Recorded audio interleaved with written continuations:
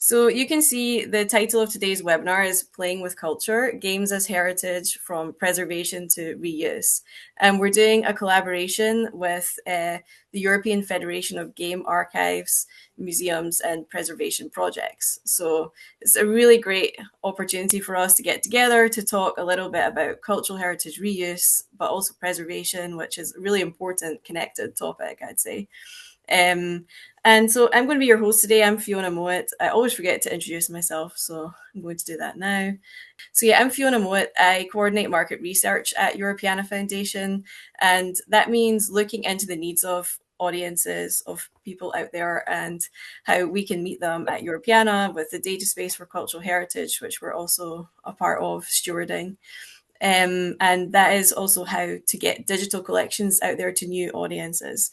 So I've been doing a lot of work this year on reaching tourism and media professional audiences, and video game kind of atmosphere is something that I'm really interested in.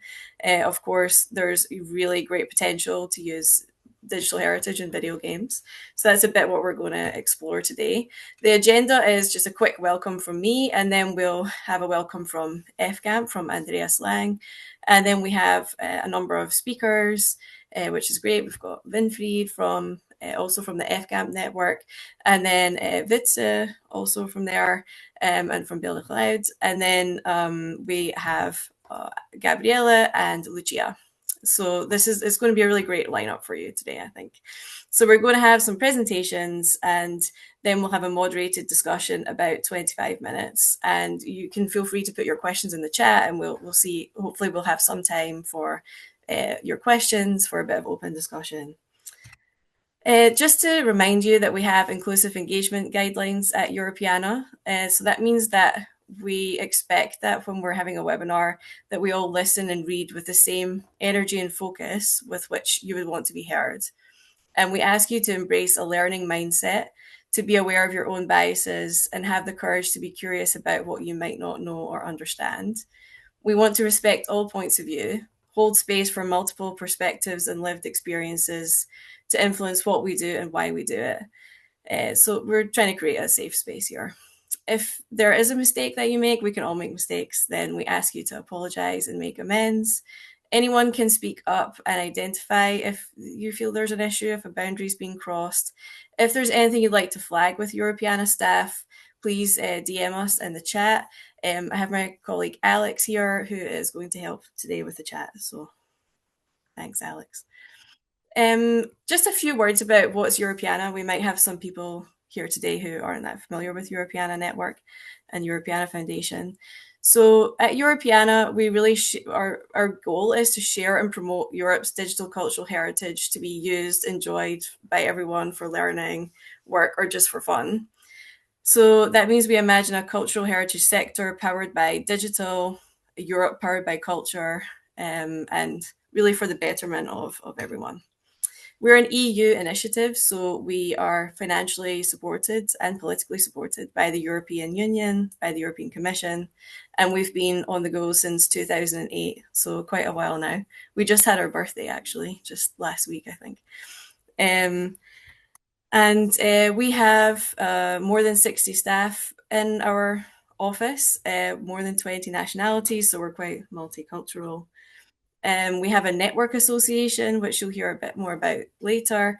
You can join the network association, it's free to join. We have more than 5,000 network members, so it's a really great place to connect with other like-minded people. And we have our website with digital collections. So right now in Europeana, there are more than 60 million digital heritage items, and those are coming from all over Europe, from archives, museums, galleries, libraries, bringing everything together. Anyone can access that on our website. 32% of these can be reused with no copyright restrictions or conditions, and 81% of them can be reused in some form. So there might be some restrictions. We also have APIs, so you can access our data programmatically, let's say, as well. So that's Europeana. And I'm going to now give the floor to Andreas to tell us a bit more about FGAMP. And I will run the slides because we have a slight technical problem there. Andreas, over to you. I'll just give a quick intro to you as well, actually. Sorry about that. I am got too many tabs open. So yeah, just a quick intro to Andreas. So Andreas Lang is an expert in digital culture and preservation since 1997. He's been working internationally. The main purpose of his work is to raise the understanding of our digital culture and make this knowledge accessible to a broader public. He's the speaker today from FGAMP, the European Federation of Game Archives, Museums and Preservation Projects, which represents more than 20 game collecting institutions across Europe. He co-initiated Art of Coding, a campaign that resulted in the Demoscene becoming recognized as UNESCO National Cultural Heritage in 7 countries. As former director and founder of the Computerspiel Museum in Berlin, he has curated and led many exhibitions and projects on gaming culture. Andreas Lang is a member of the Europeana Network Association that I mentioned, and management committee member of the COST project Grassroots of Digital Europe, also called GRADE. Over to you, Andreas. Yeah, we can't hear you. Okay. Oh, So, we can. okay, now you can hear me. Thanks very much, Fiona. Hello, everybody. Yes, I'm really glad to have that opportunity to collaborate with Europeana because Europeana, since its start, is in my observation one of the most important European networks around digital culture. And as you can imagine, if you are dealing with games, you are of course in the middle of digital culture, and being as long in the business like me. So we started the Computer Game Museum in Berlin in 1997, and actually it became the first computer game museum in the world. I'm on the one hand part of the glam sector, and on the other hand, I was closely related to, yeah, to what? To the digital cultural change we are all facing. And of course, computer games are the most popular form of digital culture, of born digital culture. And so this is the reason why I'm very happy to be here, because Europeana is networking the traditional glam sector, focusing on this digital cultural change. And maybe show the first slide, please. The next one. Yeah.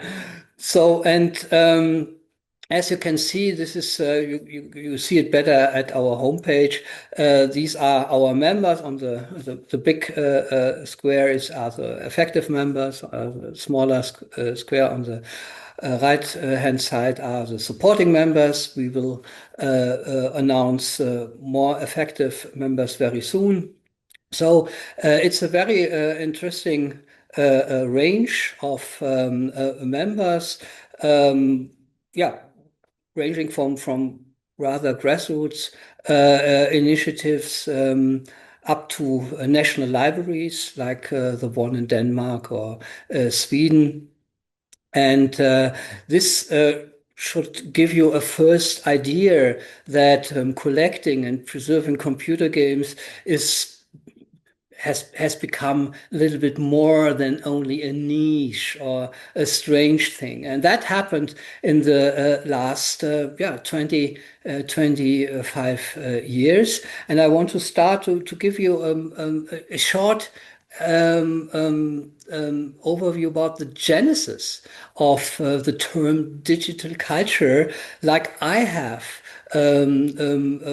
observed it. And when we started the Computer Game Museum, so of course digital culture started also to become a term in the traditional glam sector, but usually the colleagues meant digital copies of their traditional tangible cultural artifacts, which they have produced for the purpose of usually long-term preservation or to make it more accessible or to upload it to the Europeana portal.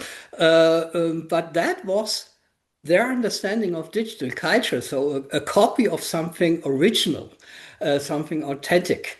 And of course, we needed additional term to describe a born digital culture, which is not a copy of something, but it's the culture itself, and like computer games. So there is no authentic state, like no original state. It's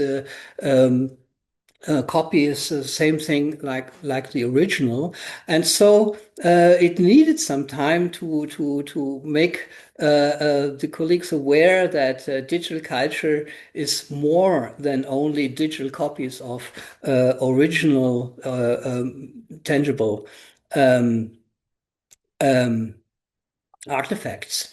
And please make the next slide, Fiona, or show it. Yeah, and what actually turned out is that if you have a look at the very classic order of our cultural heritage landscape, you have that tangible and that intangible cultural heritage. It turned out that born digital cultural heritage is very much on the intangible cultural heritage side, because these are usually interactive uh, uh, um, um, artworks or interactive practices. So a game has to be played. Only then it becomes a game. Only then it has meaning and significance. And so that means it's rather a process than something fixed or something which you can preserve in an authentic state. So they has to be played, and it's not only in regard of it's not only value for games. It's, in my opinion, important for understanding of every born digital cultural heritage, because the digital technology digital culture needs and is based on, this technology is meant to be changed every time. So a program is never be finished. It has to be updated. It has to be adapted. Also, in the process of preserving something, you have to adapt something digital. You have to adapt it to future platforms. So you have to change it. You have to alter it. And this, as you all be aware, is of course different to our traditional understanding of preserving our cultural heritage, which is bound to the tangible cultural heritage side. And so this is something we will, I think, go a little bit more into detail later, and we show you some example what that means. And please show the last slide, Fiona. So here, this is what you already mentioned in the introduction of mine. This is really a remarkable thing, because it's the first time that born digital culture, the demo scene, you can Google it somehow if you're not aware of what it is. It's a niche culture, for sure, a niche digital culture, but it fits perfectly to the criteria of UNESCO for intangible cultural heritage, and it became therefore national cultural heritage according to the UNESCO criteria. Meanwhile, in 7 countries, so all applications were granted. Other applications are in the pipeline, and so this is a milestone, in my opinion, which shows that the traditional GLAM sector, meanwhile, became aware that what the digital cultural change means. And the good news is we must not think it completely new. So the Intangible Cultural Heritage Convention already describes the core features and characteristics of digital culture, in spite it was not written for it. It was written, as you be aware, for other more folkloristic things or carnival and other things. But it fits perfectly to digital culture. And also, we are aware of other traditional cultures, like theater, for example. Theater is also a process which happens in the moment of the theater is taking place in the theater building or at the streets, wherever. And so there are examples. We must not think that there's something completely new, at least in the understanding of the phenomenon. What it means, of course, in regards of the technical challenge to preserve born digital cultures, we will see a little bit later. This is, of course, very much different. And the last thing is, yes, we talk about reuse today as well. And so we will see great examples, but please keep in mind.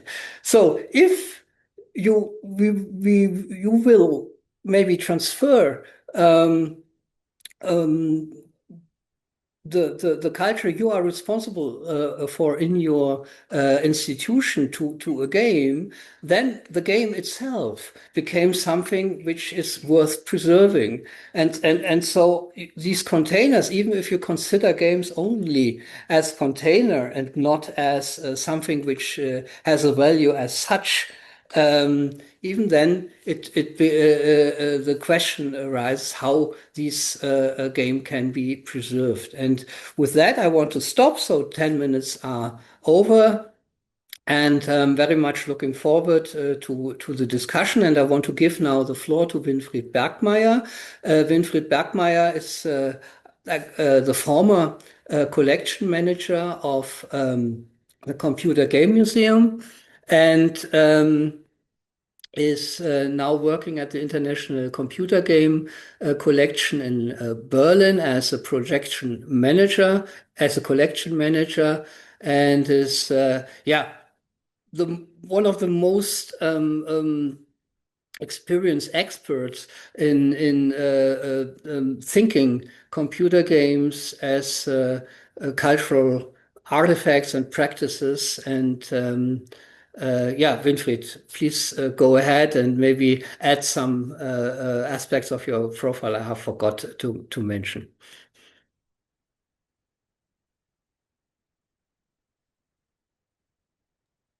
Can you hear me now? Yes, I think so. So, yeah, thank you for this introduction of myself. Yes, and I'm really happy to be here. So much people from so much different countries that might be very interesting to, at least in the discussion, what you think about the things I will try to say here or try to describe here a little bit. I just add something to myself. I'm At this moment, I'm the collection manager of the International Video Game Collection, but I also worked at the universities, two universities in the sector of museology and about digital documentation. And that's the reason why this is so interesting for me. Well, just a moment. So about the International Game Collection, very short. It was founded in 2023, but 10 years before we had this idea of having something like that because there are institutions which don't have the money and the people to do collection management. So we put together at least three big collections, one from the Entertainment Software Self-Regulation Body, the USK, the institution who does age rating in Germany, then the Computer Game Museum, and DigaRect Center for Computer Game Research at the University of Potsdam. We have about we really didn't know exactly now. I think we're about 60,000 games. Not we have some of them 2, 3, 4 times, but at least it's a big collection. And what we do with this collection? Okay, we collect them, that's and we preserve them, and we put them into shelves, and we catalog them. But we think of our mission is a little bit broader, a little bit like Andreas mentioned before. It's not only the game, the box, and the data carriers, it's about the game itself and how it is played, or how it was played for sometimes, or what people do with the games. For example, having a special website on Skyrim about the history, which wasn't part of Skyrim at least. So all these things we are collecting, and we say the ICS has set itself the goal of preserving games, yes, documenting their development and highlighting the relevance and potential of this material, and at the same time immaterial cultural assets. So we're again on this intangible culture. But let's start. Oh, so there was a next slide about reuse of things in games, at least not only things, but only cultural objects, cultural information in games. A lot of games claim to be historic, authentic. I will give you some example of that later on. So you can think, hey, it might be interesting for the game developers to access data from cultural institutions via Europeana or whatever. And over the last, let's say, 2 decades, many museums and archives had made objects and related information freely available online. And that's where my job at the university comes in, because that's what I was teaching, how to do things, or how to preserve things, and get the information about things in a way that we could use them and reuse them in a digital world. And there was always the question, why should we do that? Do we have more visitors when we put things on a Europeana or local or special portals? I think yes, but for me that's not enough. We putting information on the internet, we, the museums and the archives, and at least we want them to be shared. Maybe it's not the first thought shared within computer games, but I think that's a topic we are talking about today, and that's a topic we should talk about also in the future. And yes, maybe we get more connections between video games and cultural information, cultural data, which is available. So can computer games benefit from this information and from these objects? And if so, in what way? How could that happen? So I would briefly address a few relevant, substantive legal and technical issues in the next few slides. I will start with something I think you all know about, Assassin's Creed, and the first one was the Discovery Tour in ancient Egypt. I was really fascinated when I saw this, a game at least without gaming. The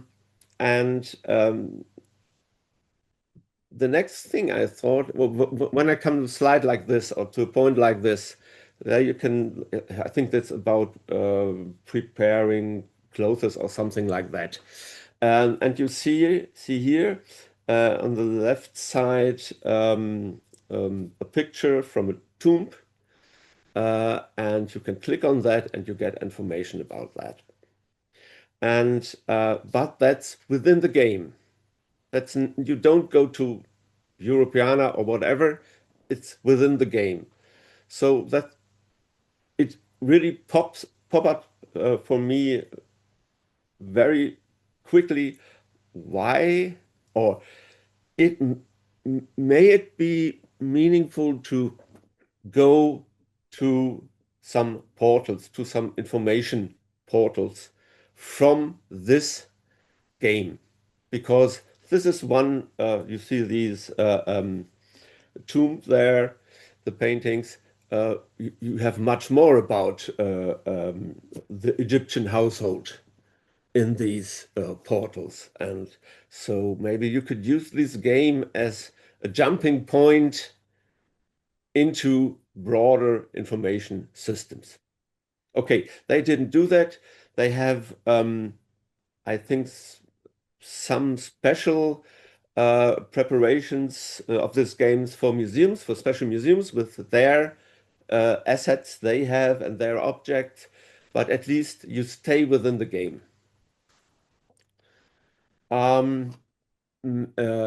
The second game, I just have the German title, Attentat 1942. Maybe you heard about that. Assassination, okay, that's the English title.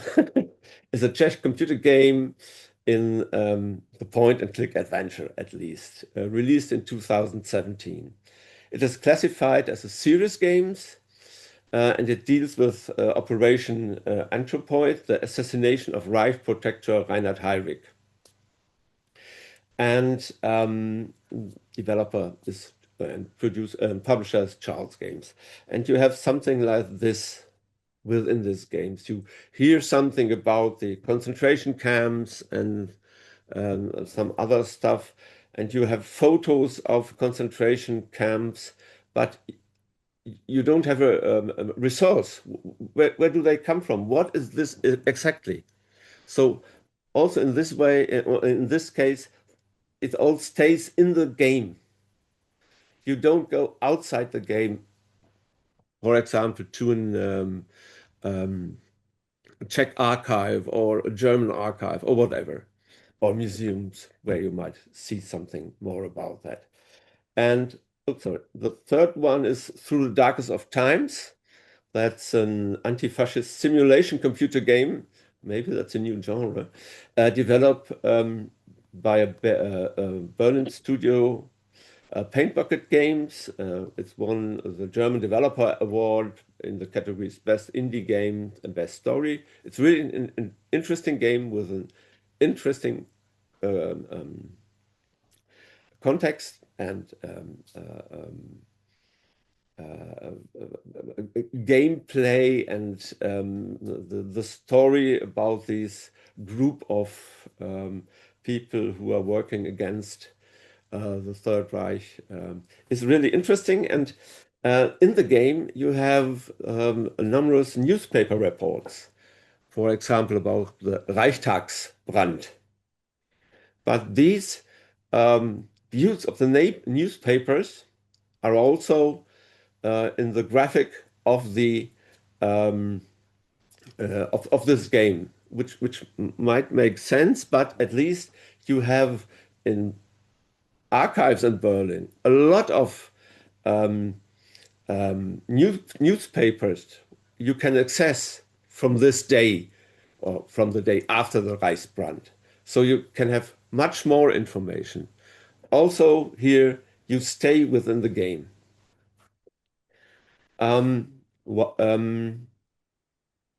So would it be possible to access these objects or this information from the portals or from special databases, whatever, if they are open available, makes that sense. And I talk with the developers, for example, from Charles Games, and they said, I didn't think of, but it makes also sense.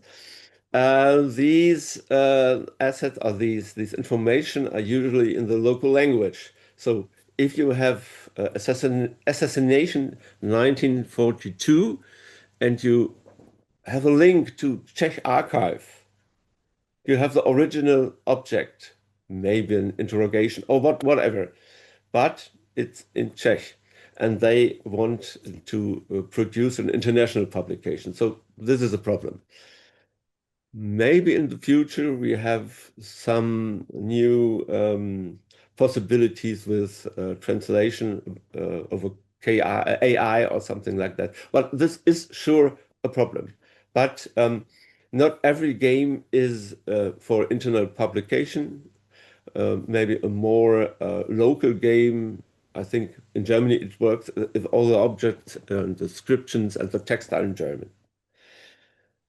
Oh, sorry, this should be 3D. That's another point where you can say maybe we could reuse things museums and collections have done. I just show you some short things about, but this is not the right. Sorry, I have to go to the next slide. Oh, it was between. Okay, that's also an online resource. I hope it works when I click on it and you can. Do you see this? That's a portal of 3D objects from Landesamt für Archäologie in Saxony. And they have a lot of things in 3D. Just take a look at it. This is the new one, the newest one, Sensation, a Celtic gold mine in Saxony, because there were no Celts there. You can, it's really, I know the original scans, they're really very big data, they're very accurate. So maybe they have something you could reuse in a game. For example, or maybe we take some kind of coin. Maybe you could use it. That's a special object of interest within your game, and maybe you could reuse that. To be honest, this is not something which is publicly available. The data are not publicly available. But that's not everything you can see online is public available. So that's not only for these 3D objects the case, but at least they are there. The museums have these data. A very famous one is, for example, the 3D data for the Nefertiti, which exists and is now available, but that's not in every case that you can really access the data there, but they are there. So maybe you could reuse it very quick because you have to ask for that, but they are there. And maybe if you're interested and you ask the institution, you could reuse that in a game. For example, they have swords and daggers and so on. Maybe that's for the common video game that might be interesting. And it's authentic. They are authentic objects. And not only 3D, but you have information in Europeana. I don't have to say that, but okay, just be clear. For example, you have this picture of the Nefertiti, and you have more metadata. Maybe you can reuse that. You have connections to other things within Europeana. So when you come from a game to this object, you can go further, investigate yourself. Yeah. The other one was Arachne with photos from One. That was a wrong link. Okay, now we are in a concentration camp, but I don't know why. Okay, it's a little bit slow. Winfried, you could also put the links in the chat later if you want, and then maybe Yeah, we just have a couple more minutes on your side. So if you wouldn't mind, have to recalibrate them. But okay, okay, no worries. If you're okay to just move on with the next slide, that'd no be great. problem Thank you. about that. So I just want to say you have a lot of things out there which we could reuse. But we have to keep in mind some technical challenges. Here's the a screenshot of the flight simulator from 2020. I know there's a new version, but I start with this year because they make very interesting things. They have at least a construct or basic information, basic technique for the flight simulator. They gather a lot of information from services on the internet. So at least Microsoft Azure Cloud, Bing Maps, Flight Radar, and so on. So they're doing a little bit of that. What we think about reuse information which are available over services in the internet. But the problem is, what would happen if these services were no longer available? What happened to this game if the Azure cloud is gone or Bing is gone or whatever? So this is a problem. We have to think about that. And I think I come to an end with very short conclusion. At least public accessible data and authentic data and objects are available. However, this data could not be used directly in something parts, at least as 3D objects. You have to render them again, but they are there. And that is a question, I think, for a lot of institutions. Will they permit to use these objects in video games? You have to talk with them, yeah? But at least that's also nothing which hinder at least to reuse these things. And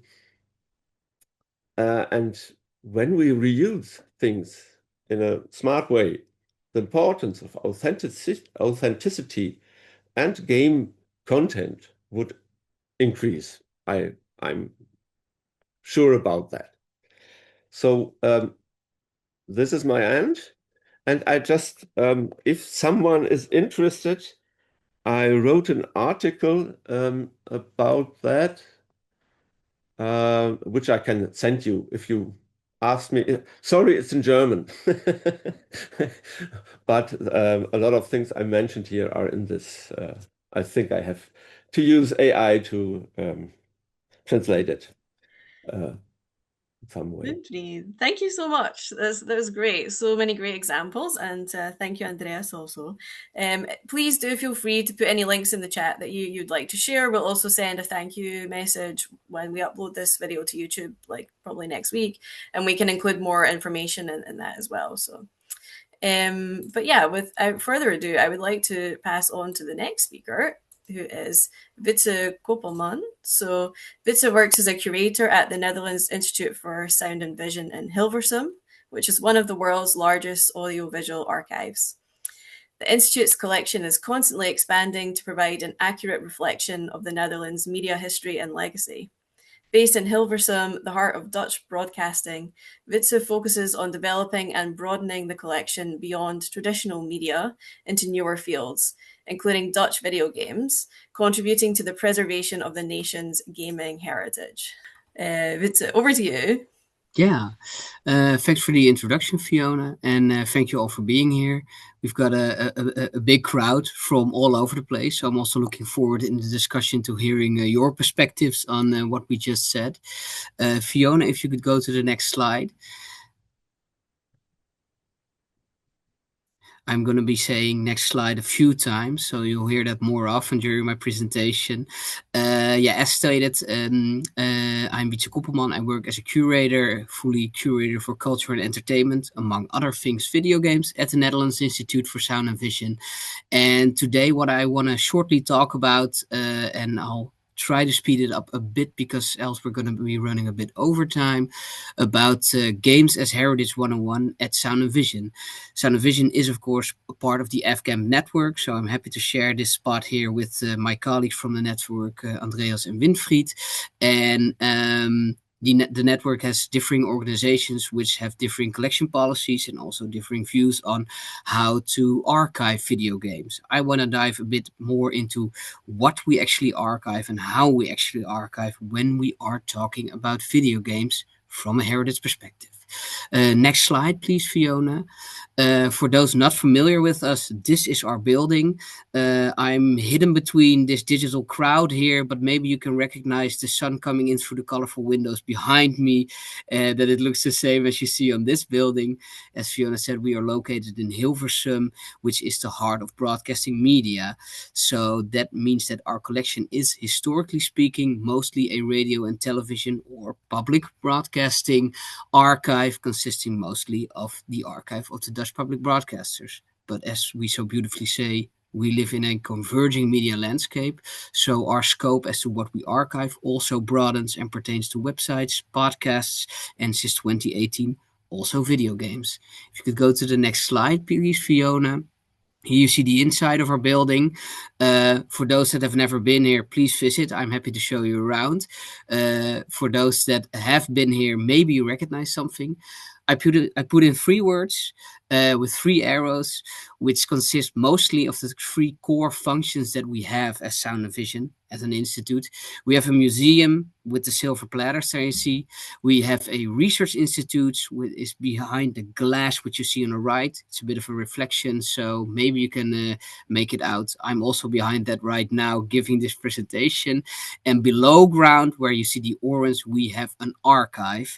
And it all started with the archive. So I usually say we're an archive first, museum second. The museum is, of course, when we're talking about reusing and showing our collection, one of the biggest things we have for a general audience.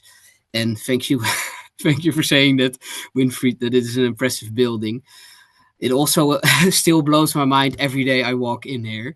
Next slide, please, Fiona.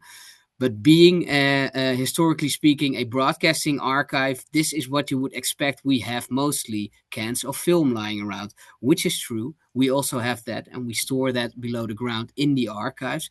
But also, if we go to the next slide, we have a very large digital archive. Here you see a snapshot GIF of our digital tape robot, where we store all our digital files. And in those digital files is, of course, radio and television, but we are here to talk about, well, the next slide, video games. This is a part of our video game collection. Of course, this is what you see here is a physical rendition, physical copies. But when we talk about video games, we are, of course, talking about a digital born product. It was made digitally, and most of the games you see here were put on disc or cassette because distribution was not yet digital when a lot of these games came out. Now it is, but of course, still, we have a large physical imprint when it comes to video games. And before I start about the archiving, I want to tap one thing into, and that's in the next slide, what our starting point for video games was. And that is that we decided to start archiving video games ourselves because we thought it is an important cultural object when it comes to our media history. We are the Netherlands Institute for Sound and Vision, so that of course entails that we only archive Dutch-made video games, or at least Dutch projects with a large enough Dutch imprint that it would constitute a certain cultural, historical, media value for our collection, for our archive.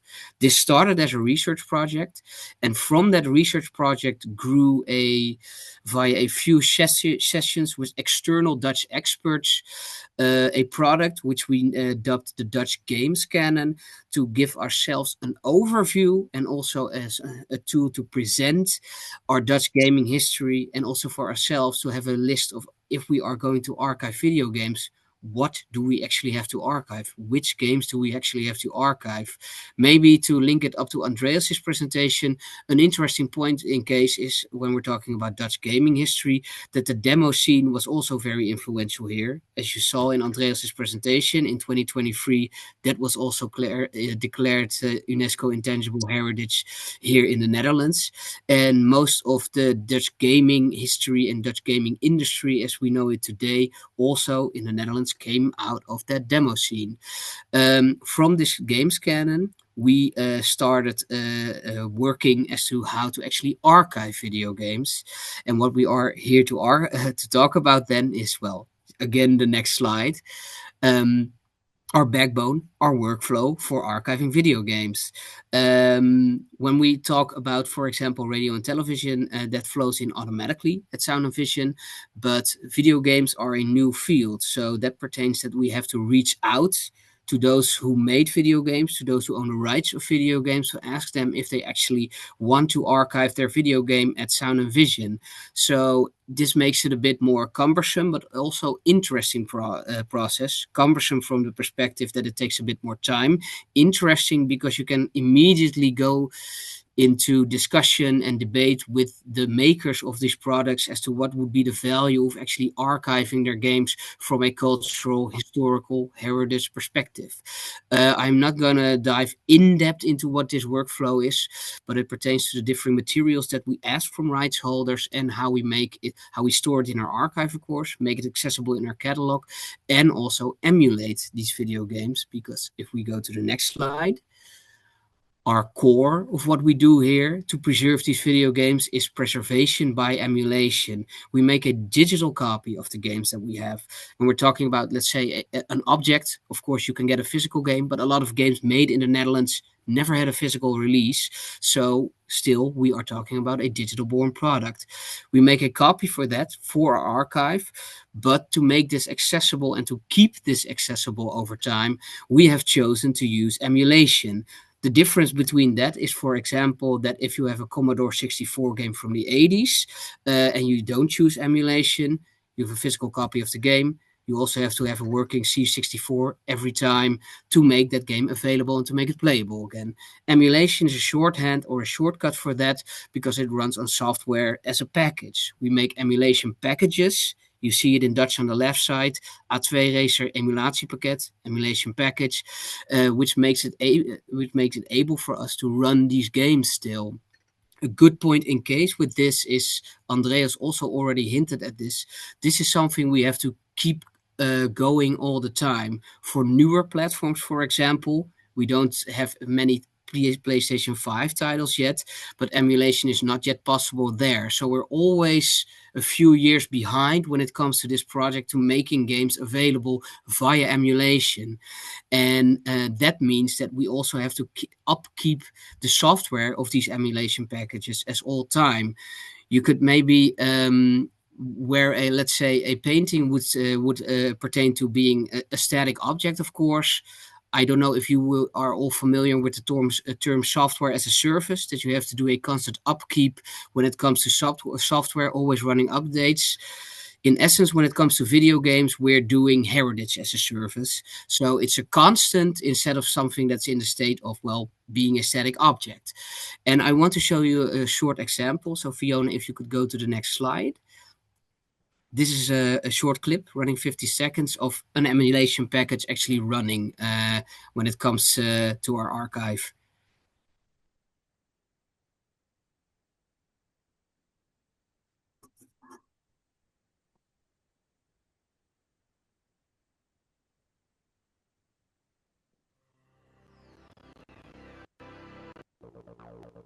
I will receive the Windows look, of course. It's running an older system.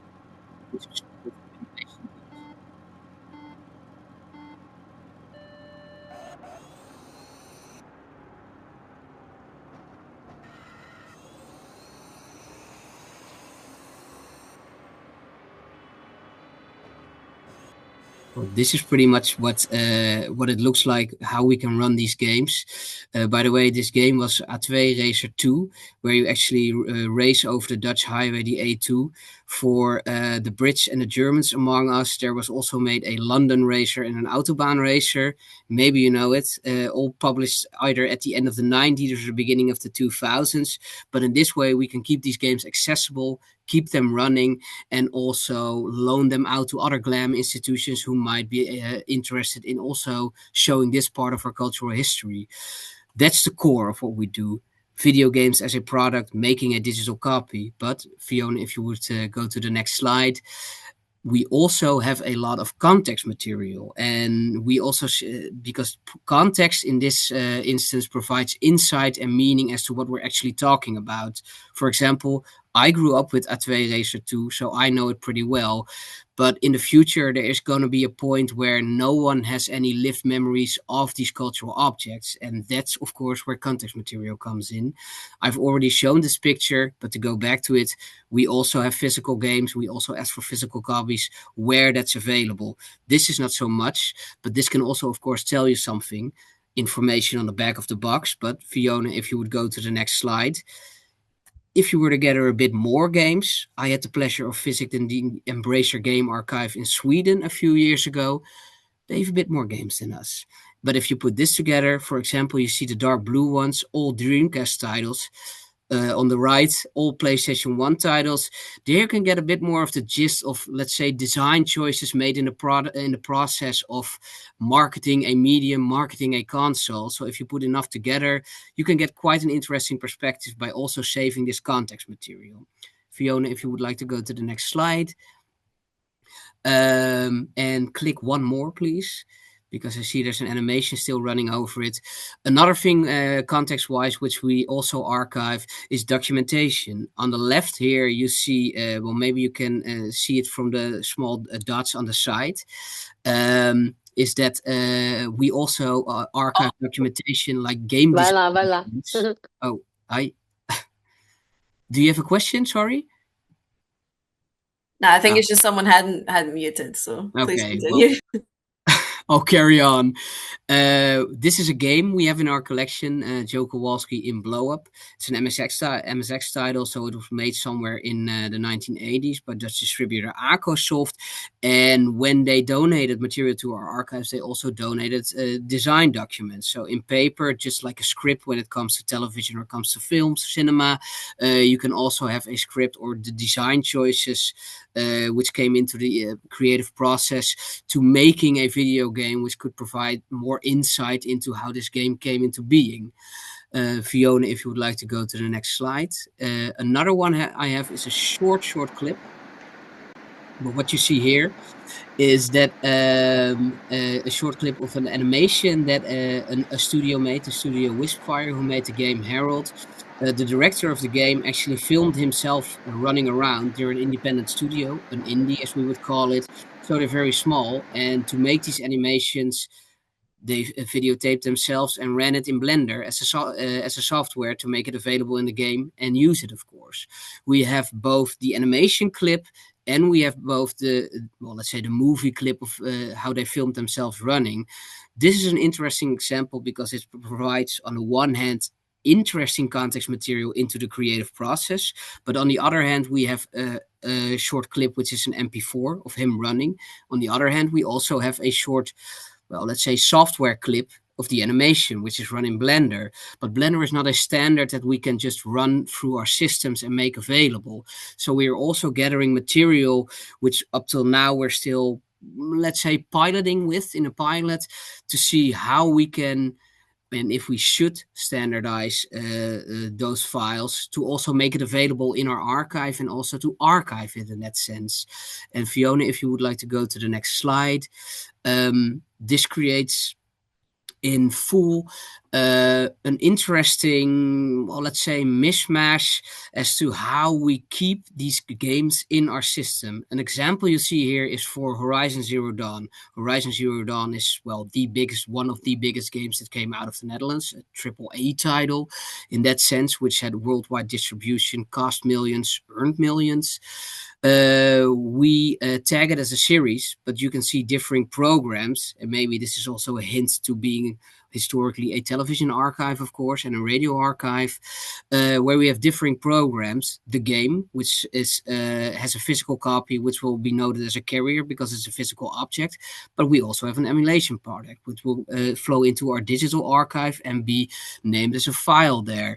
Same goes for videos, such as the gameplay videos of people we track playing the game, so we can also note that experience. And the same goes for screenshots, but also, for example, the animation that I just saw, which for that the status is still unclear for us. But for example, the MP4 of the game designer running would also flow into this, and this together makes for us a complete game, or a complete, let's say, researchable package.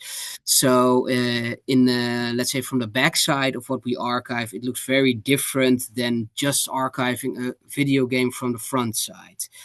If you would go to the next slide, Fiona. I have two final notes. This is the semi-final. If you remember what I started with, I said Museum Research Archive.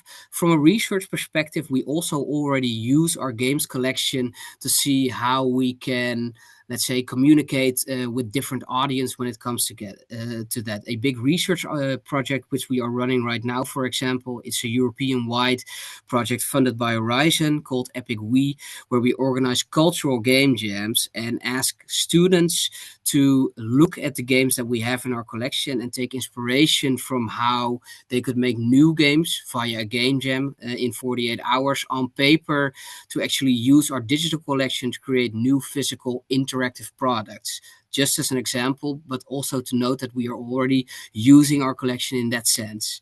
And next slide, please, Fiona. On a final note, the interesting thing when it comes to presentation, and also which is of course also a version of reuse, I said we have a lot of Dutch games.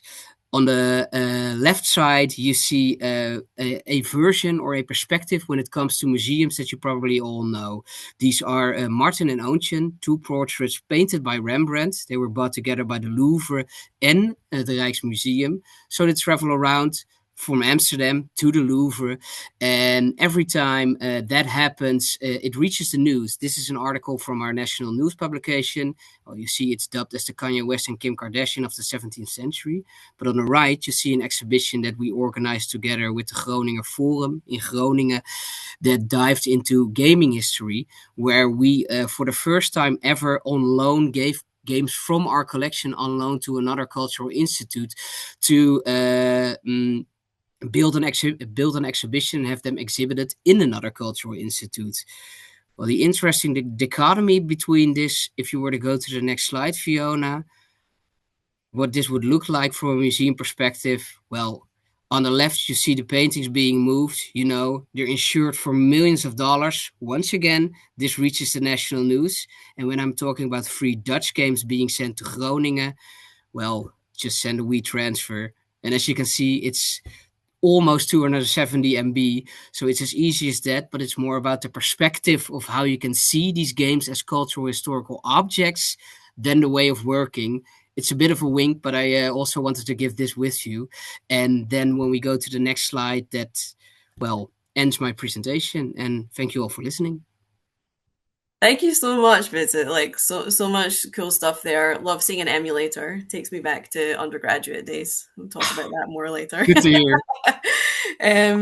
Yeah, so thank you so much. We're a little bit behind time, but let's just continue with our presentations and then we'll see where we are with the chat. If we can stay a little bit longer, that's fine. If not, maybe we'll schedule a follow-up. You can, I meant to say, we have a survey at the end. If there's something you're looking for, more of this content, something else, please write there. I read all the responses. But let's move on to our next speaker. So our next speaker is Gabriele Aroni. You're the senior lecturer in game arts at the School of Digital Arts of Manchester Metropolitan University in the UK, and presently serving as Members Councillor for Europeana. Gabriele trained as an architect. He pursued his studies in digital media and communication and is currently researching on the intersection between the cultural and creative industries. So we're super happy to have you here. So please take the floor. I will run your slides, so just say next slide, please. Yes, thank you very much, Fiona, for the introduction. I'm very happy to be here. And so now let me please shift the focus from games as heritage to heritage in games, because these two ideas are not quite the same. Winfried actually touched already on several points, so I will not repeat them. What I would like to briefly discuss now is how cultural heritage is embedded and portrayed within games, rather than the notion of game themselves as cultural heritage artifact. Next slides, please. And yeah, we can skip directly to the next, because there are different ways to incorporate heritage in video games, and many types of heritage that can be represented. So obviously 3D models, but also literature, music, historical narratives. And however, the point is that video games, at least the common market games, are not primarily educational tools or promotional tools for cultural institutions. So developers and artists must constantly balance historical accuracy with an engaging gameplay. So as we can see, we can have reconstructions, or art styles, interpretation, or just inclusion of folklore and mythology. So in fact, heritage is almost always present in games in one form or another, unless we go for really abstract puzzle games, whether through historical settings, artistic inspiration, or reference even to maybe specific cultural elements. Sometimes this present is intentional, carefully researched. For example, the historical reconstruction of Assassin's Creed, which have been already mentioned, and you can see in the slide as well. Sometimes, instead, this presence is more subtle. So next slide, please. And the recent success of one of the first great success of Chinese AAA games in the West, at least, so Black Myth Wukong, that came out last year, which is deeply rooted in Chinese heritage, both visually and in terms of narrative, and has brought again this discussion to the spotlight, because the game, which was a massive success, we're talking tens of millions of copies, both in China and in the West, and it sparked interest in a setting that was rarely seen in video games, especially to a Western audience. So, next slide, please. As an example, now I'm consulting with Atlantis 3D Studios on their upcoming game Project Rialto, which you can see in the slide.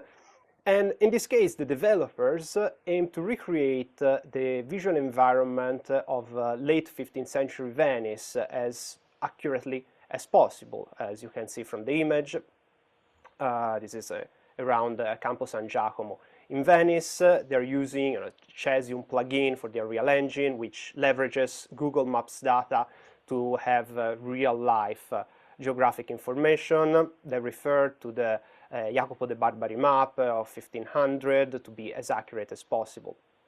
But what the developers want to do, can show the last slide please, they also want to embed local culture and history within the game mechanics and narrative, which of course that varies with the game. In this case, it works particularly well given the mercantile nature of the Venetian Republic, especially at the time, so it lends itself very well to a game centered on trade.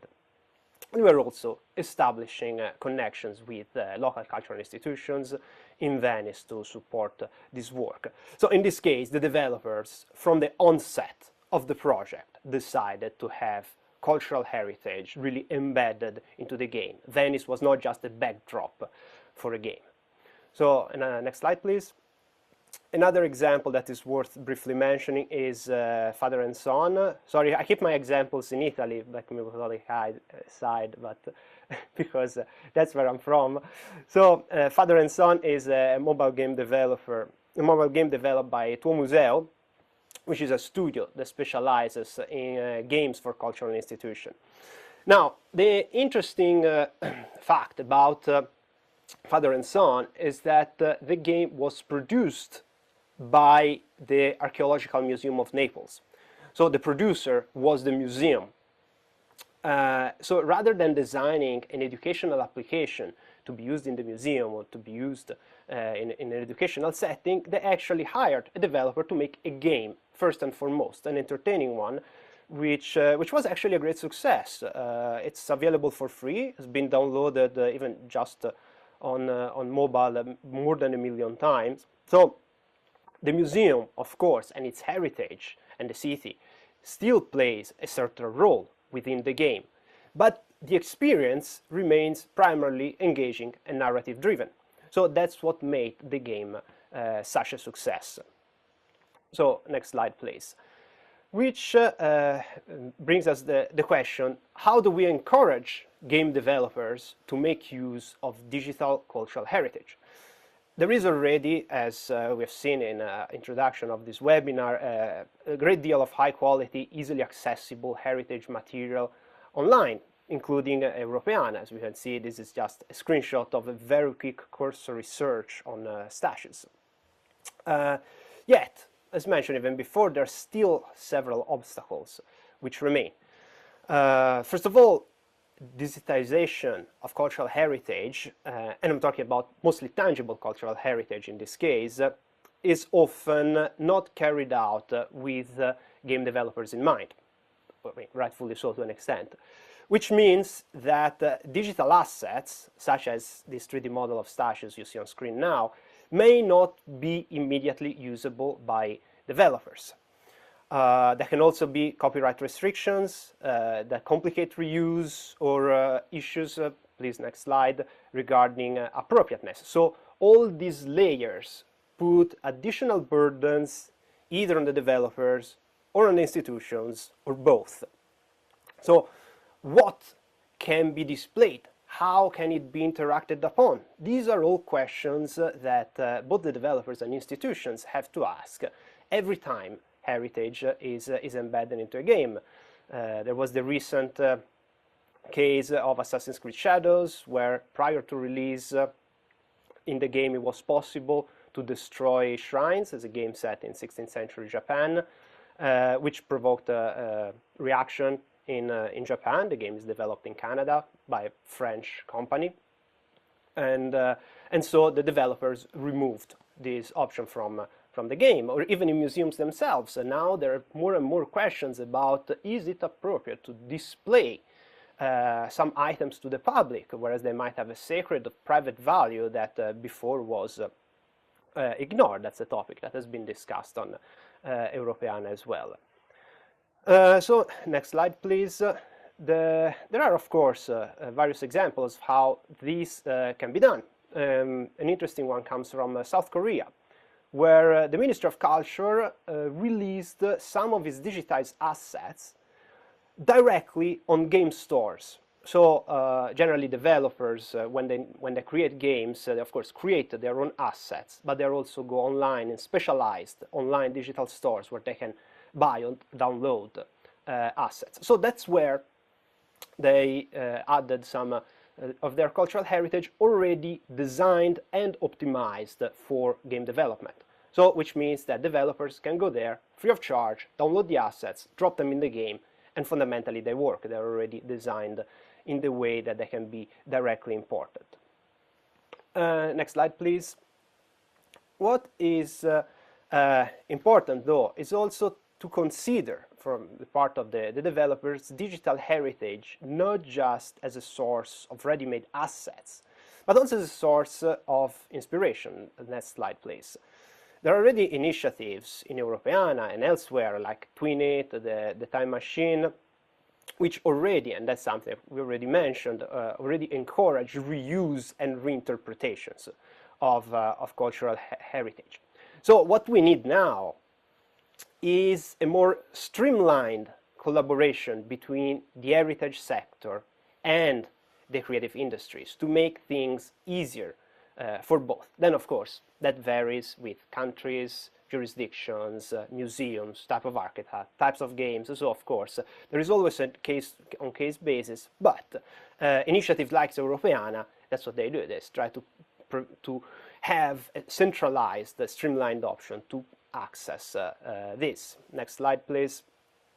So what we are starting to set up is a task force dedicated to the interface between cultural heritage institutions and the creative industries at Europeana, and also started doing a Europeana Game Jam, where developers of any kind are invited to reuse cultural heritage available on the portal to make their own games, and also started the discussion involving all the stakeholders involved into this. So the goal is to bring these communities closer together and help cultural heritage find new life in interactive media.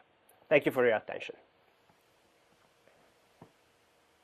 Thank you so much. That was so interesting, and thank you for changing the tone towards reuse. That was great, and we're really excited to hear more about these initiatives that you're planning. So maybe we can put some of that in you can put it in the chat, or we can put it in our thank you message later.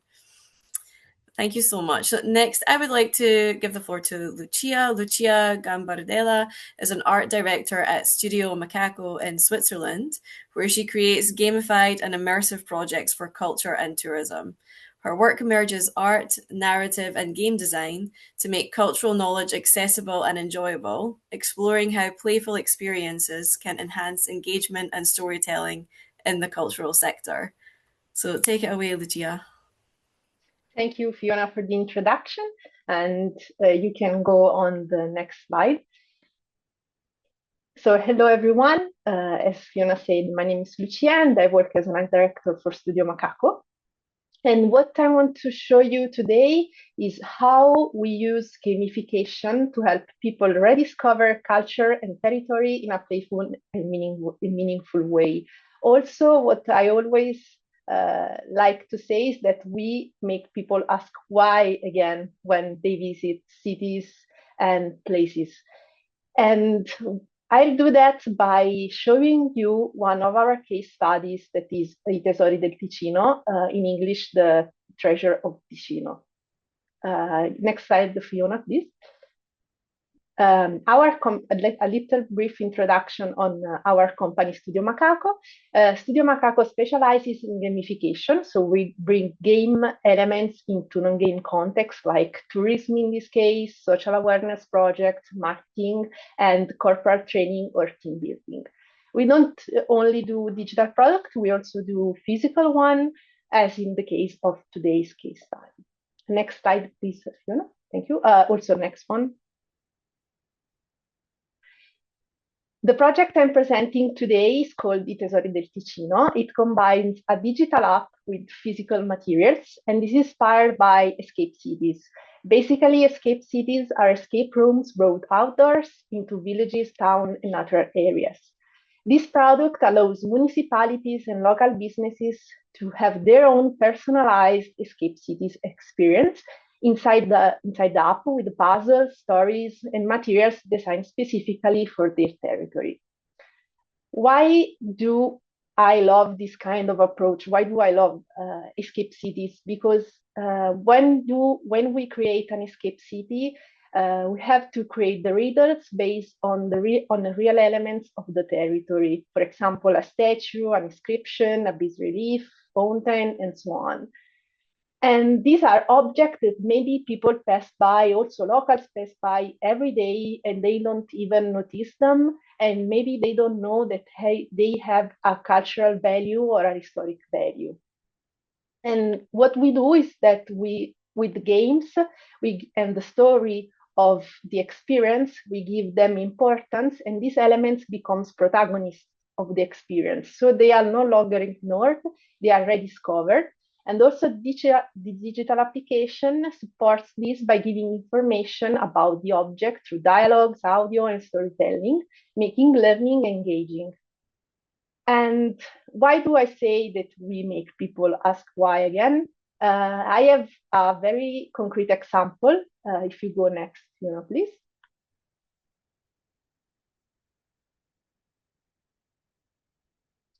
The fountains of Morcote. Morcote is a little medieval village on the lake in Ticino. It's very, very beautiful. And I was developing one of the escape cities the municipality asked for. And during the inspection of the village, I found these two old fountains. And even if most people see them only as places to drink or wash their hands, they are very, very important for the villagers because if you go next slide, Fiona, these fountains were used by the locals to get water. It was the principal source of water for the villages because they didn't have water in the houses and etc. So they were very, very important also because the noblemen of Morcote created them for the population. And also this kind of approach is very interesting because we get to know the local people, and this address one of the biggest problems in Ticino is that the knowledge, the cultural knowledge, is very often in the hands of the old people that live in the villages. They are not archived, they are not preserved. As the case of these two photos are not in books or in the archives that were given me by a local who lived in Morcote. So the power of this product is that it also gives us the opportunity to preserve and share a knowledge that otherwise might be lost, as in the case of the fountains of Morcote. And what we do, what are the rules we follow to create this kind of games? Because we don't like to copy paste games and information onto one escape city to another, because each territory, each city has its own personality, its own culture, its own heritage. So we have to create an experience that is tailor-made for each city, each territory. So next slide, Fiona. These are the core principles, the core rules we follow. So the first one is live and know the place. I spend a lot of time walking through the village, meeting locals, exploring every corner and taking photos. Is because only by knowing deeply the territory that we can create puzzles and stories that feel authentic. And also a very fun fact is that during this kind of exploration, we found objects that not even the locals known, like for example, in the first photo under the balcony, there are some statues that we find out that local famous artist made it, but the locals didn't know it. So we give value to an object that was always ignored also by the locals. The second part, if you can go next one, is going all the information. We do that with books, of course. They give us a lot of books and we are very happy to have them. But also we talk with the people, with the locals. Because as I said, in Ticino, historical information is often not centralized. So locals are the guardians of their community's memory. So for us, it's very important to create this kind of relationships with the locals where we are creating the game. Next slide, please, Fiona. Third part is creating the story with the point of interest. Once we identify the cultural elements and the point of interest, we build the narrative. And the narrative is custom-made for each territory. In fact, in Morcote, for example, we have two escape cities. One is based on the history during the medieval age of Morcote, because Morcote was under the Duchy of Milan. And we created a story where the players are the messengers that have to alert the population about an imminent attack from the cities around Morcote. And with this story in mind, we create the path that people follow to play the game. And what we always do is try to bring people from the most famous part they always see. For example, in Morcote, people love the lakeside and they always stay in the lakeside, but never go inside the nucleus of the village. That is very beautiful. And what we do is, okay, you get to see the lakeside a little bit, and then you go inside the nucleus and explore it. So we are trying also to make people find out other places in the town, and not only going on the lakeside in case of Morcote. As I said, each escape city has its own personality. In fact, in Morcote, we have one that is based in the medieval ages and one that is based in the Parco Scerer of Morcote, that is a park with some esoteric and various interesting things, and as another kind of personality. Next slide, please, Fiona. What we do next is creating the games, the riddles, basically. And what we do is giving the players a letter with all the material inside, and the players pick this kind of materials or in a local shop or in a bar or at municipal office. And this also supports the local economy because people get to enter the bar to get the leather, for example, and also buy, for example, a coffee and so on. Also, our printed material is based sometimes on two documents, etc. But also, for example, in the case of the map you can see here of Morcote, is based on is illustrated on the real 3D layout of the village, because here in Switzerland they marked on the map a 3D building for each building that is in Switzerland. It's amazing. And also our printed material is designed to be kept, not thrown away. In fact, for example, you can see for the material we created for Morcote, we created collectible medieval style cards that children can take home and color it. So you can keep them and not thrown away. So our material is always designed to so you can bring it home and keep playing at home, not throwing it away. Next slide, please. Sorry. Then we add digital part. In the app, we include dialogues, audio clips, images, and historical photos, for example. And the key strength of the digital part is that it allows us to hide educational information inside the conversation. Instead of giving players a long block of text, a character that is in the story naturally tells them the historical fact as part of the story. It feels like listening for friends sharing something interesting. Then, for those who want more, the nerds, the app unlocks deeper historical content in a dedicated section. So in this way, casual players and history lovers are both satisfied. Next slide, please, Fiona. Why the product works so well? What is the core value of this product? For me, more than the economic value for my company, is that this helps preserve the cultural memory that might otherwise be lost. And because I get to know a lot of local people that love their territory, they love their story, and so I can keep it alive inside this application by making people have a fun experience and play with it. So this is, I think, the most important part. Also, it's not only digital, people get to play with the territory. They use the phone only a little bit for the digital part, but the main part is with the paper and the territory. Also, the municipalities, the places can gain data about the application. We don't have to add any physical element to the territory because we use what already is in the territory. We don't need to add anything. The educational information are hidden inside the dialogue, so it's very fun to learn something when a character tells you, making people explore not only the famous part, but also hidden gems inside the cities. And the most also important part is that the application is a collector of all the escape cities. So, for example, if in Ticino, Lugano and Locarno are very famous, you get to know, for example, Melide, because Melide is inside the application. And finally, Melide gets a little bit of tourism too, because it's inside the application and you can play in Melide. Also, it helps to move tourism in other areas instead of concentrating it only, for example, in Lugano or, for example, in Lugano. Next slide, please, Fiona. Thank you very much for your attention. If you have any questions, if we have time for questions, I'm happy to answer. Thank you.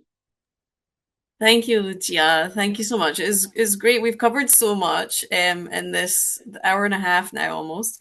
And I mean, we've gone from the beginning, thinking about video games as a cultural artifact in their own right, how they're intangible culture as the gameplay.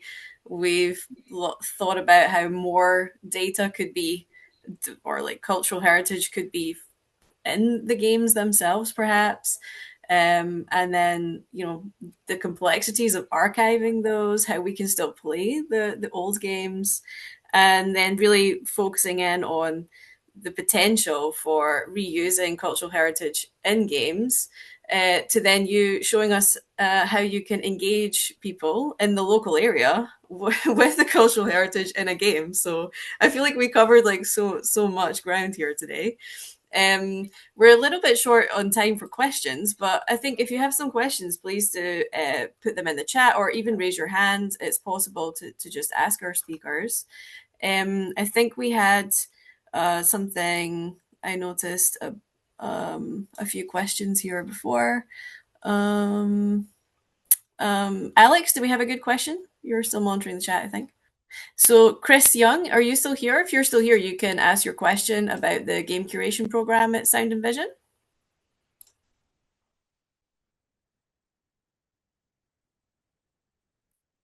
The question was, I was wondering if some of the early Dutch history in this space is being collected. So that's specifically around Philips and Telegames, Odyssey 2, Videopack, and CDI. It's really unique and rich history, and it'd be awesome to hear about how that's getting collected or any potential plans to collect it if that work hasn't begun. So, Vitze, I don't know if you have some insight on that one already. Yeah, sure. Yeah, when we're talking about Odyssey 2, Videopack, and CDI, we're already covering quite a few decades in one go. But for example, we have a few CDI games that we are in the process of trying to get the rights of also.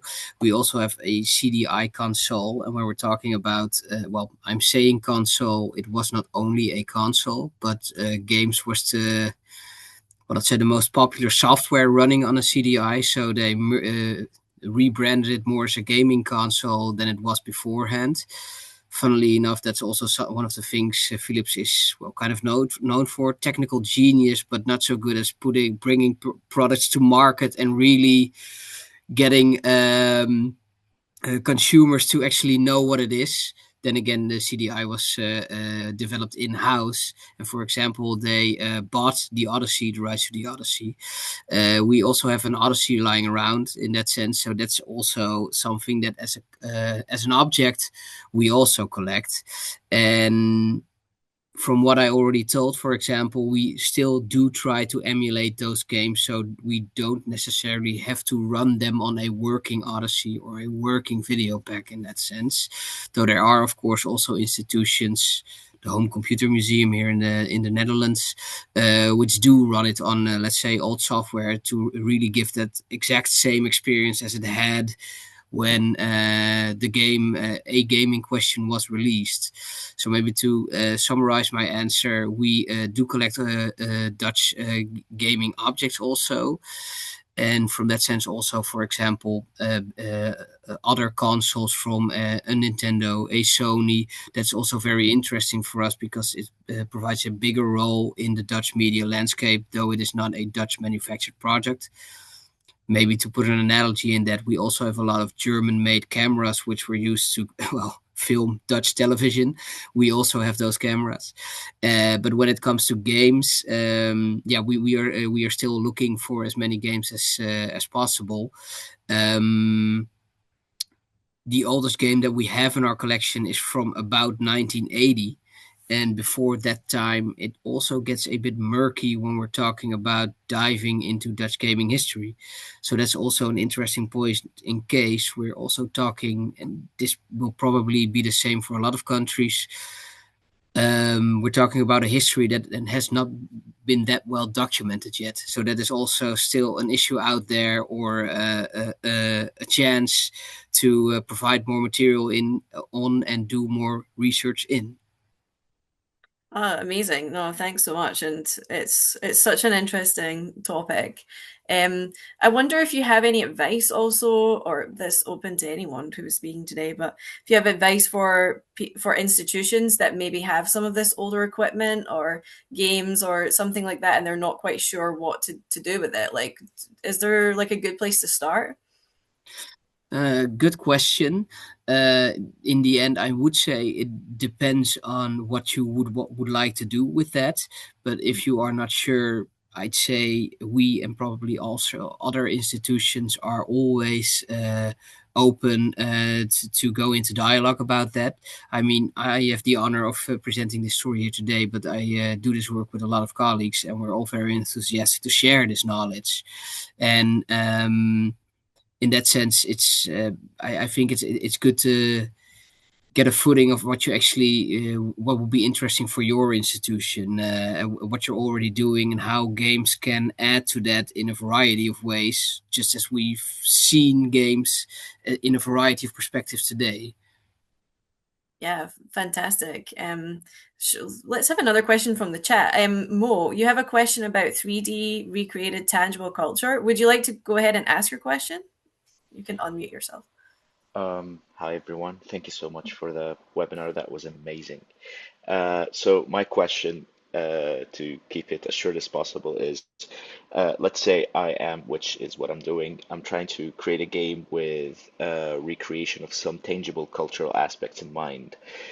Some of these 3D assets I might be able to acquire from a third-party repository, from a public institution, government assets, and so on and so forth. And there are some which I will be creating myself via photogrammetry or LiDAR scanning and so forth. Now, my first question is, how do I balance the fidelity or the level of detail that will, of course, have discrepancies between the acquired and the created? That's the first part of my question. The second part is, how do I, well, it's not a formula, I recognize that, but advice on balancing stylization with authenticity. Thank you so much. It's a great question.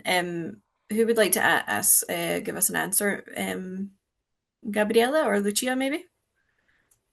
Yes, gladly. Yes, thank you. That's a very good question. These are questions actually that pop up all the time when we discuss this subject. And when it comes to the point here, let's go one by one. The fidelity part is it's up to you. I mean, obviously, you're going to lose fidelity when you put it into a game for a really technical point. Most of the scanned, anyway, heritage available is not like metrology level of detail. That's not what you do for like in industrial scanning generally, unless it's really specialized archaeological work. So we're not talking about microns of detail. So, but that's mostly, I would say, a technical issue that is not really problematic. I will find. If it's a matter of copyright, in a sense, that really depends on where you are. In many places, many legislations, jurisdictions, you can, if you scanned it yourself, fundamentally you are in the clear for whatever use. Some others they keep, and I think of Italy, which is probably one of the most strict place when it comes to the use of cultural heritage. So even any derivate, any image, any scanning that you take theoretically should fall under the jurisdiction of the government or the institution that holds the relic. So that really depends on where you are and what kind of legislation applies. Then when it comes to detail, well, that you'll see when you put it inside your game. Same for stylization. That's, I would say, as an artistic choice of the game artist in question. In most cases, if it's well done, chances are some rework is needed to merge it with the artistic approach of the game. It can be really just color balance or little details, but whenever cultural heritage is in game, 99.9%, if it's an actual game first and foremost, there is going to be some level of adaptation. It's never just dropped there as it is, because it needs to function as a game first and foremost.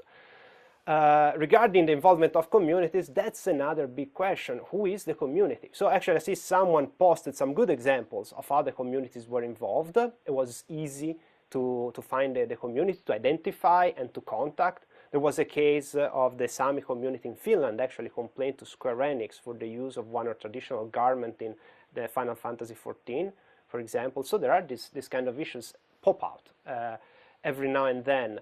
The point will be finding out who the community is, who you can contact, who's the representative, who have a say in how this heritage is used? And that's actually a very big question. That's what I was mentioning before, that is starting to be discussed even in the museums. Do we have a right to showcase this object publicly that we took 150 years ago from 6,000 kilometers away? Question mark.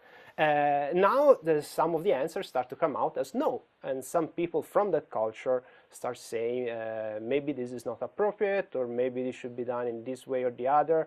But again, then it boils down also to finding out. I mean, if I use an Etruscan relic, aside from all the legal issues that you have if you're in Italy, I mean, who do you ask? Who's the representative of that community? It becomes hard. In this case, then it will be the institution that holds the relic that might have some comment in that regard that might be more or less binding. But the questions you raised are exactly the points that needs to be a bit at least ironed out if we want to have these collaborations to go more smoothly. So yeah, thank you for bringing that up. Great answer. Thank you so much. And thanks, Mo. Serkan, I see you had a question following on from that. Do you want to go ahead and ask? Yeah, sure, Fiona. Hello. Well, just building on basically Mo's question, and perhaps Gabriel can answer as well. What usually happens when governments or heritage authorities, aren't happy with how a game portrays the cultural heritage, because yes, game developers can take that, creativity sometimes a little bit too far, and maybe the authorities could be a little bit too rigid, So have maybe Gabriel or other panel members seen any of these type of examples, any tensions, and where they resolve, and what was the outcome? Thank you. Yes, I can follow up on this. Well, yes.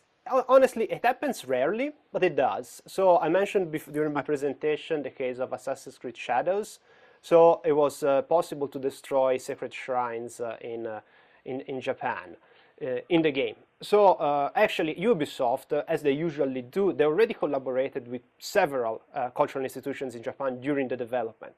Well, it turns out not with the specific one of this shrine, which when they saw the video of their shrine getting destroyed, they decided to complain.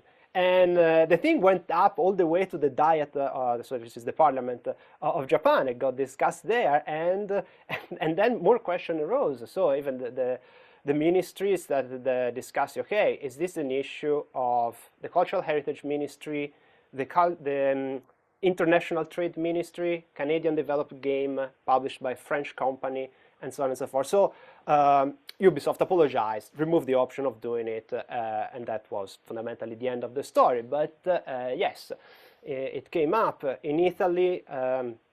Actually, regarding video games, that's a bit of an old story, but in Siena, where there is the famous horse race, the Palio, still a Japanese developer used the flags. They didn't ask for authorizations. They have to remove them.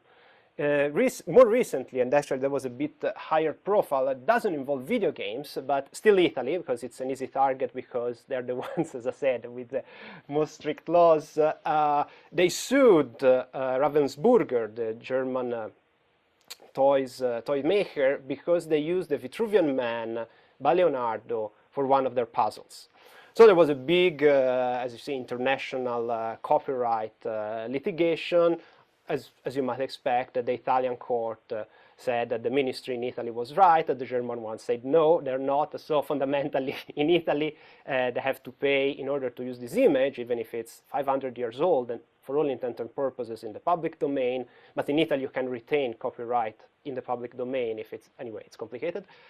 In Germany, they say this law is not universal. Ravensburger can use public domain stuff and send. So to make it short, if you're high profile, of course, you get more attention on yourself. So institutions might react on how and if you use their heritage. But even in Italy, it doesn't always happen. I mean, if I go online on any digital store, I type David Michelangelo, I have 1 billion 3D models that are absolutely not authorized, and nobody's running after anybody for using them.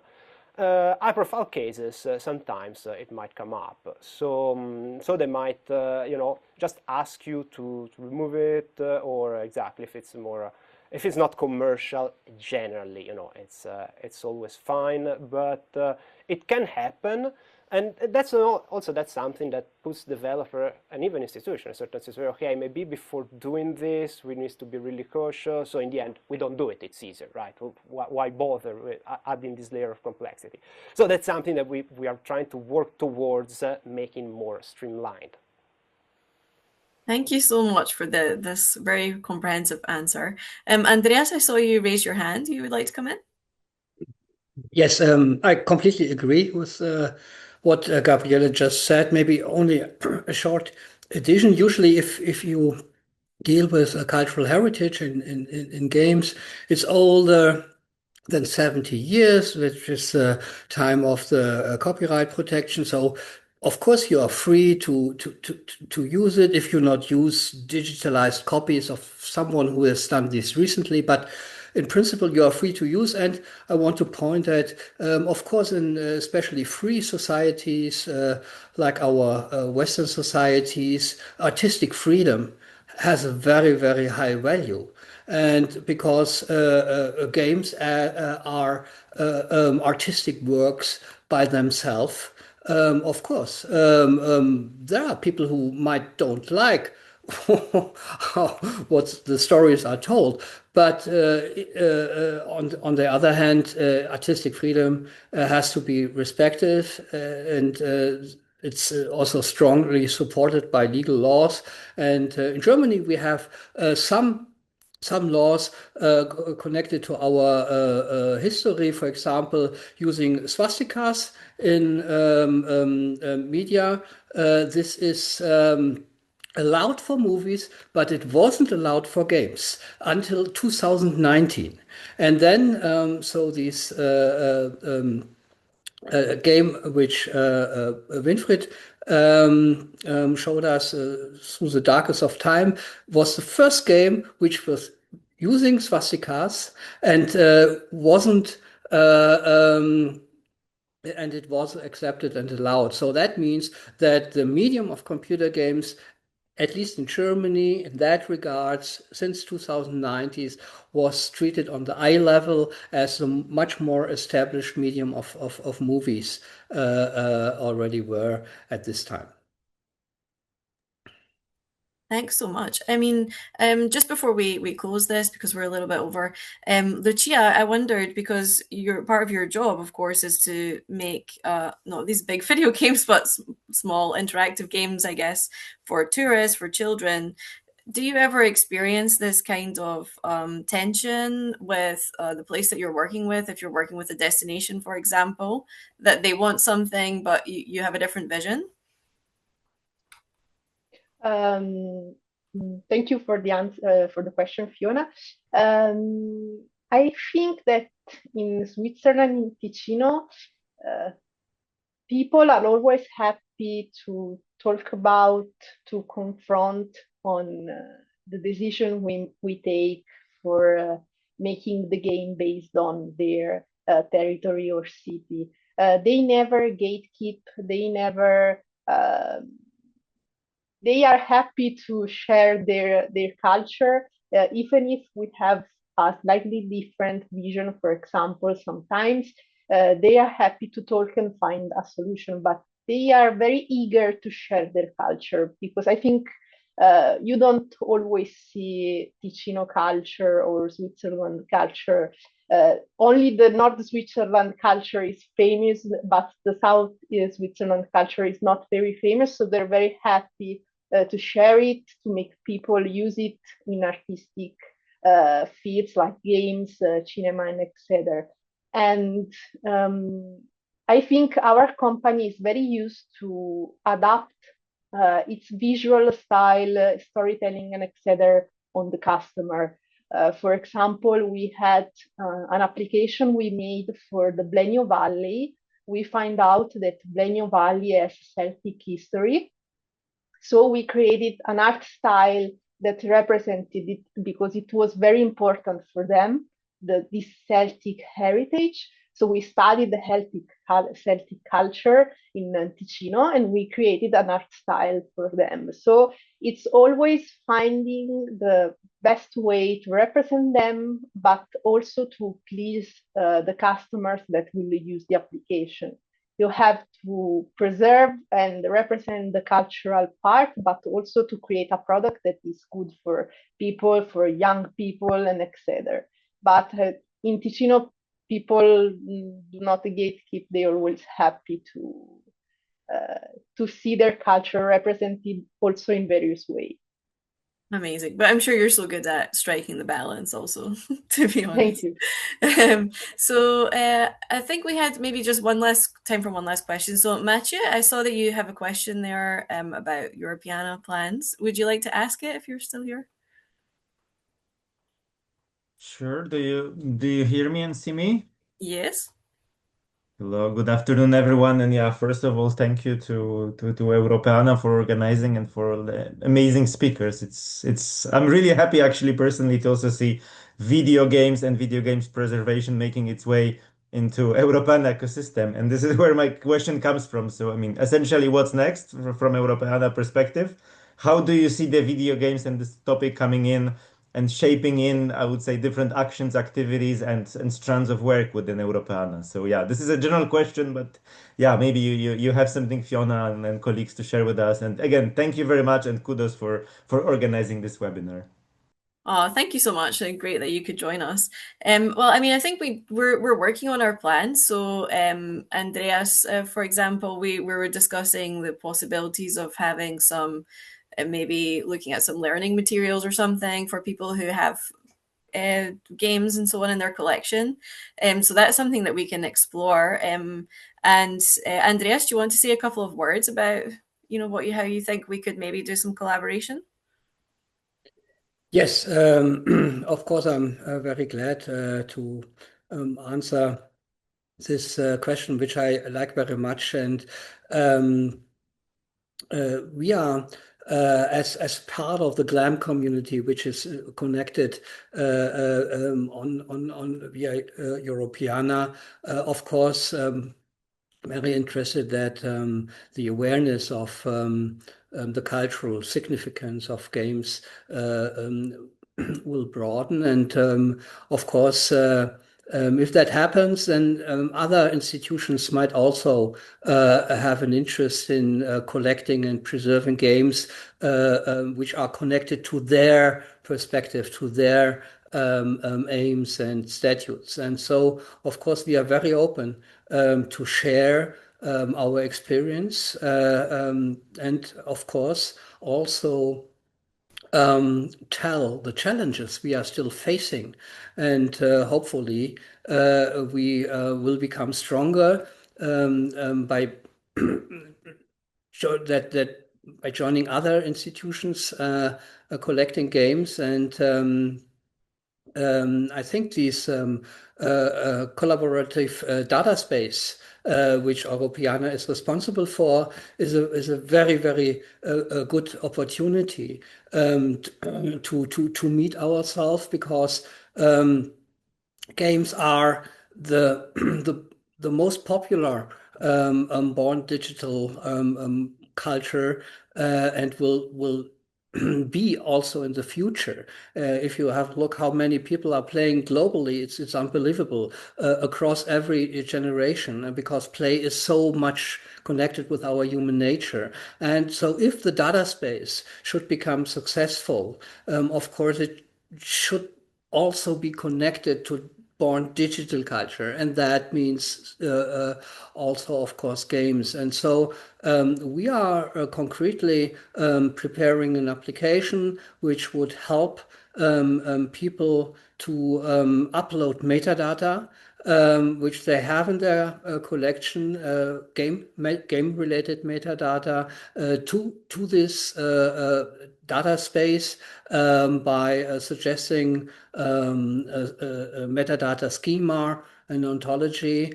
And so this is one concrete project. I'm answering, I'm pointing at what we will do, hoping that we will meet the aims I just described. Amazing. Yeah, so I think it's a bit of a watch this space, but I think that the data space that we're building, I think it's really is a great opportunity for us to consider other types of data and these issues and how they can be represented there. So we have some plans, but we're working on it. Gabriella, do you want to give a word about the game jam and some plans on your side? And then we can end. Yes, thank you. Yes, again, it's we're beginning, yes, to set it up. This task force to interface the creative industry. So more of an active task force to interface between creative industries and cultural heritage institutions. As we outlined throughout the webinar, that there are still quite a few hurdles. So we'll try to simplify the situation through the Europeana database, so both in terms of hosting games and using cultural heritage. And actually, we are planning to use the Europeana Game Jam to involve and to start asking questions about what these issues might be, while having all the stakeholders involved. So the Europeana as a platform, the cultural heritage institutions as providers of cultural heritage, and developers as reuser and creators of games. So and see on the field how is it going to work and what the problems are, and then develop guidelines from there. Amazing. Thank you so much. And I think we should close the webinar now. I'm sorry we went on so late. We'll put this on YouTube as well. So for people who couldn't watch the whole thing, they can watch it back there. But thank you so much to all the speakers for taking the time out today to join us. Thanks everyone for joining. And yeah, follow us on LinkedIn. We'll also send you a thank you message. Please do our survey. Tell us what you would like to see. Because as I said, we read every line. So if there's something you're really desperate for, then we can see if we can make it a reality. So great. Thank you so much, everyone, and see you later.